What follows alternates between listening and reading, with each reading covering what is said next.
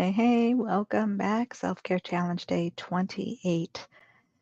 Day 28 of our 49 days to self-care. And I think how many that was? Quite a few, but every day, actually, right? Because at the end of 49, what do? Go again. We just keep on going, right? So again, I'm here to share with you some of my own processes, the acronyms, if you will, of what I use for healing. And I.O.N.A.M.I.'s acronym for Intentional Living Codes, which is the Cheers to Financial Freedom. And today in the Soul Legacy Journal, it's Sunday, so for financial freedom. In my world of the best you, the U stands for unconditional love. So that's not the icky, selfish, inflated ego love. That is the unconditional love of God, Source, Creator. That pure sense of unconditional love for ourselves as well as others. So, how that links with financial freedom is oftentimes as empathic healers, light workers, helpers, caregivers, whatever words you tend to use or how you identify with it, we give everything away, right? We give it all away and then we're stressed and we're depleted and we feel empty or unworthy, or there's many other things, right? There's blame, shame, and guilt that come along. There's just those old programmed conditional beliefs that we've had of what it means to have money, what financial freedom actually means. There's just a lot of, even like tribally, globally, there's this ickiness, icky energy that's been projected onto money based on what people have used it for, or in ways that we have justified not having it, right? Excuse me, either way, unconditional love is not being broke and stressed or denying ourselves what we need to have our human life experience, right? So, one massive example I have to share with you, right? So, I do this because I've been there and I'm still healing and clearing my own stuff. It's a continuous journey, in my opinion. So, again, no blame, shame, or guilt. I'm grateful that so far in talking, and I'm going to explain this in a second, is going okay because I technically or literally have a toothache today. So one of my fillings or teeth that have a filling in it, the filling is still there. But the tooth itself, like I had this filling for decades. Like I was quite young, I think. Not young, child young, but I don't know if I was in my 20s yet or still late teens. Either way, it's been there for a long time. So as things do over the years, they can weaken, right? And it broke anyways, the tooth broke. So I hope I can talk because I can't bite down. Well, I can, but it's quite painful when I bite down. So I do have an appointment tomorrow, and then I'm hoping I won't have to wait long that I can have this tooth taken care of. So if I miss any days this week, my apologies, but self-care, right? Literally self-care. But with the financial freedom, the point being, that costs money, right? That in itself costs money. When we need cleanings, it costs money. When we need x-rays, it costs money. When we need fillings, it costs money. If we need like caps or any other type of procedures done, it costs money. If we need extractions, it costs money, right? So financial freedom is self-love. And I say that both ways. Self-love is financial freedom. Again, what do you feel when you think of financial freedom? I could tell you what I thought of when I first heard it. I had all of those old, icky, gross beliefs come into play. Money is the root of all evil. I don't want to be greedy. I don't want to be, whatever projection. My mind's not fully focused today because physical pain can affect that, right? Um, but all those gross beliefs and conditions I've heard about money. Again, that's not self-love, right? We need to be able to take care of ourselves. We need to be able to eat, drink, have checkups when we need them, have whatever procedures when we need them, whether it's holistic healing or, medical professions, either way. it costs money to survive, and that's okay. It's okay to allow yourself to receive. So, in my self-care acronym for today, the R stands for receiving. So, receiving the help when we need it, receiving financial freedom, receiving the resources that we may need. And it's not all take, obviously, it's a give and take. It's an energy exchange. Everything is energy, including money, including the thoughts and feelings that we have about money, including the beliefs that we have around money. We walk through all of that actually in my 5-day money blocks clearing challenge. Well, first, be aware, assess, and align, right? So, bringing into our awareness what our beliefs are on money, looking at the different aspects around that. So, our personal beliefs about money, those tribal beliefs about money. So, generationally, think about your family. What were the ideas around money? And it's not just receiving, right? Because what do you do with it once you receive it? Do you quickly spend it? Do you quickly give it all away? Do you hoard it? Right? There's many different things we can do that could indicate that we have what we call money blocks. Iona will tell you that I have had much resistance, excuse me, around the words like money blocks and financial freedom and receiving and um, manifesting. And I'm doing air quotes because manifesting means a lot of things. And we actually manifest all the time. We just don't always manifest the things that we wanted or thought that we wanted, but we do manifest what we're in alignment with. That's another topic. However, I have to be in alignment with receiving. And when I have blocks in my energy, which includes those beliefs, those thoughts, those emotions, how I identify with or without the money, right? Or with or without a certain amount of money. So even I remember reflecting back a little bit in social work in college and really learning then about um, words, what they call it, like socioeconomic class, right? What class you're in. You always get labeled and thrown in some kind of a box, right? So that even that, just having those labels, those titles, and what box you get tossed into based on your socioeconomic status. And then you have this idea or perception of what people in each one of those boxes of their identities, like what type, I'm air quoting, what type of people fit in, the low socioeconomic box, and what type of people fit in the middle class or middle socioeconomic box, and what type of people, right? And then me being a seasoned conspiracy theorist in those, not that I don't stay down in those rabbit holes anymore. Those are dangerous. But awareness, whatever. But then having that, powers that be, like the elite, quote unquote, the elite, which are the really high top 1%, richest people in the world kind of thing who dictate and control, all the things. I'm sure you've heard of different conspiracy theories. Do I believe they're all just conspiracy theories? No. I believe some of them are very true, very accurate.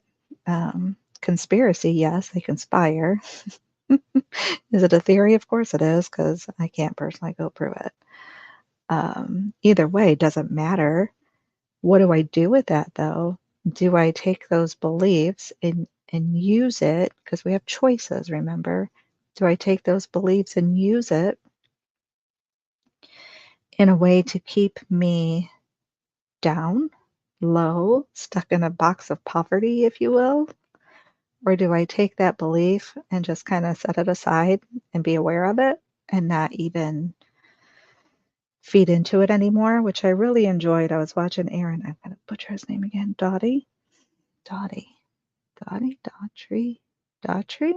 Nope, there's no R, Dottie.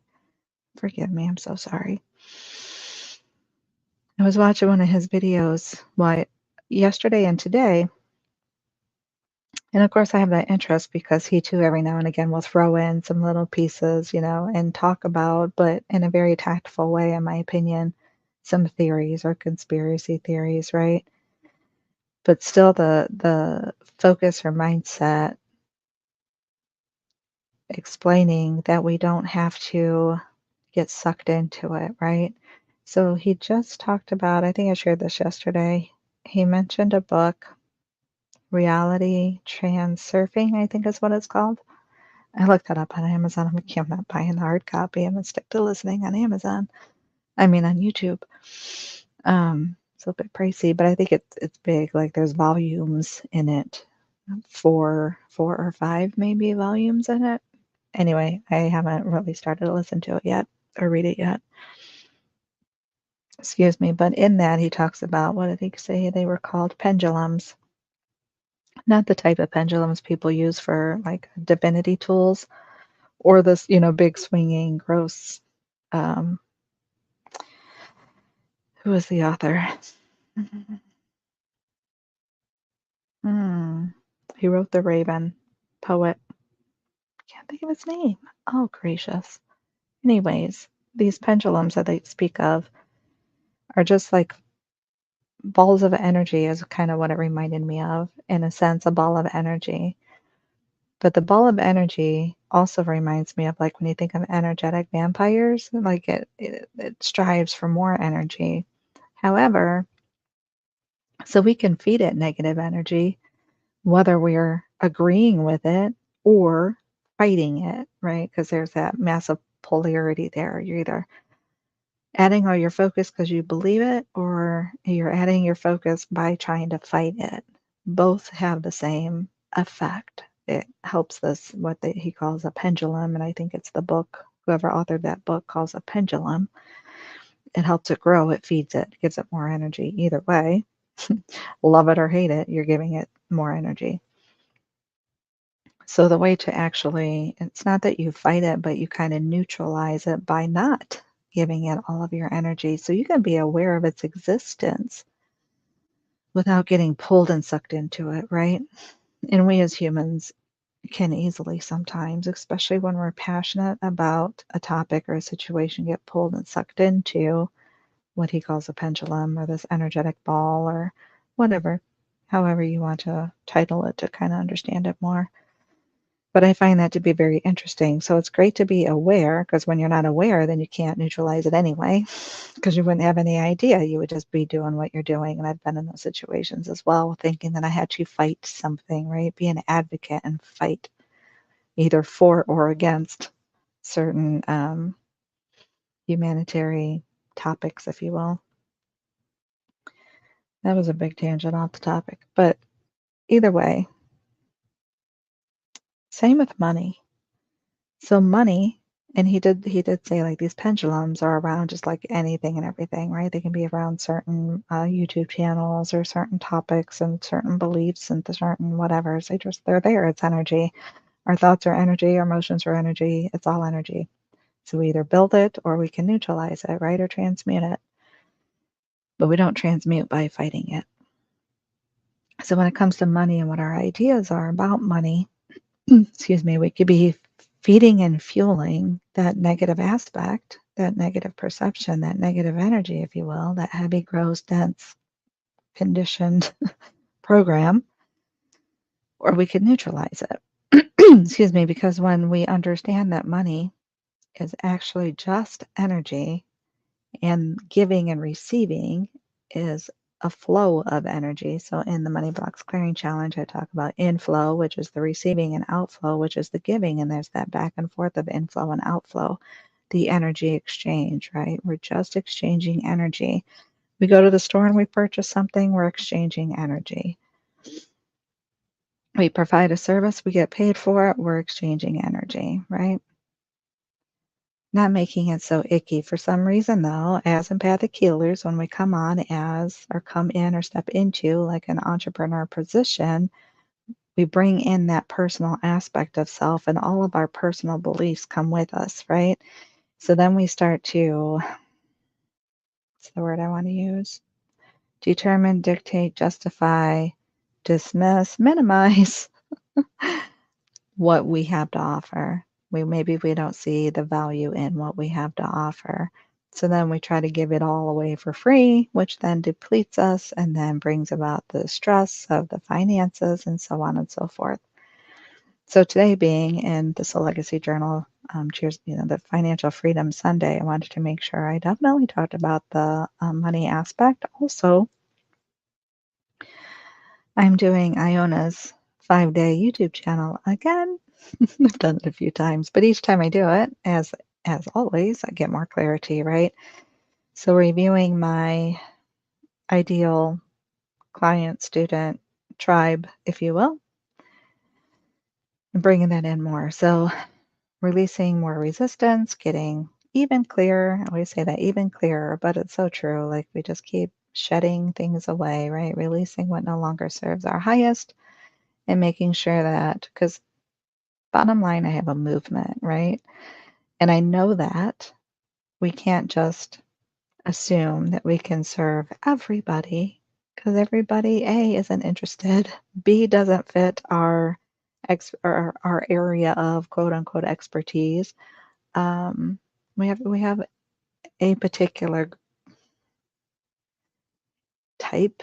I don't like the word type, but tribe that we connect with on that soul to soul level, where we have those similar interests, where we have those similar experiences, then we have those similar visions and desires, right, to heal. So we make those connections and we move forward. So again, my self-love movement, reiterating the love of the unconditional love of God, source, creator, not the icky, inflated, ego type love. And the biggest vision, like ultimately, I would like to stop suicides, right? Because I truly believed if we all love ourselves enough, then suicide wouldn't be a thing. So oftentimes, empathic healers in our life experiences, we share a lot of commonalities as far as different traumas we may have experienced, whether we felt it through our spiritual awakenings at our own moments where we had thoughts of suicide, or we have a loved one who transitioned due to suicide. I was choosing my words carefully. Regardless, we have these things in common. Oftentimes, we end up being the ones who want to help, right? The ones that do help. So the empathic healer, the helper, the caregiver, um, lightworker, again, whichever, I was a social worker for a while. It was a different way that I was helping. We all have our ways and we all have our experiences, and we oftentimes, again, have these things in common. And another one of those things that we have in common is being broken burnout, right? Broken burnout. So when I was practicing as a social worker in counseling and therapy, no offense to my previous employers, but I worked for nonprofit agencies, right? So typically, a nonprofit agency pays less than a private agency. It's just the way that works. So money wasn't the big aspect, or wasn't the big focus, right? We want to help, we want to help, we want to help. So even when I stepped into my own business, I still want to help, but then I wasn't configuring in the income portion to support me in a way to be able to keep helping, right? Because if we don't receive, then we've got nothing to give. And that's just what it is, that saying, you can't pour from an empty cup, right? So if we don't receive, we have nothing to give. Used to be a fear thing that kept me in the way of moving forward in my business, that hiding thing. So I've shared before, and Iona's the group that Iona had, that when I met her, is she had just that, do a video of introducing yourself, and I was terrified. Get on video. There's lots of people in this group. I even had done a few videos on my YouTube channel, but it's like, I could see that really not many people actually saw them or watched them, so it didn't feel quite as scary, but there was more of an opportunity in her group to be seen, and that terrified me. So, but I did it, right? We do it anyway, we move through it. So again, as I'm going through her 5-day challenge, I'm going to be revamping my 5-day challenge. So I am actually very excited about that, and doing it for myself again, Because the last time I did it, obviously I got to clear and release some money blocks for myself, right? As I supported others in doing it. And it was exciting to see and hear from others what they were manifesting and bringing in, which just within just a few days. Just a few days. So that's really exciting. Um, what else? Oh, Chakra Healing Challenge, you guys. Live round starts the 4th week of September. So if you haven't already signed up for that, come sign up and join me, or check out my YouTube channel, and there's a little notify me button of when I go live. So hit those so you know when I'm live, because it is public and live on my YouTube channel as well. There are extra bonuses on my learning platform. So if you sign up there, you can have bonuses. If you don't want the bonuses, you can just participate on YouTube. And check the description because we have some live calls you can sign up to, and those calls do not cost money. So come join us. They're 2 separate calls, but still, come join us. And so I don't forget homework. It sounds so drab, doesn't it? Homework. This is good homework, though. This is you homework. This is take care of you homework. So again, if you have the Chakra Healing cheat sheet, you can choose anything on that sheet. And for those who don't have it, I will go over it real quick. And one being healing hands.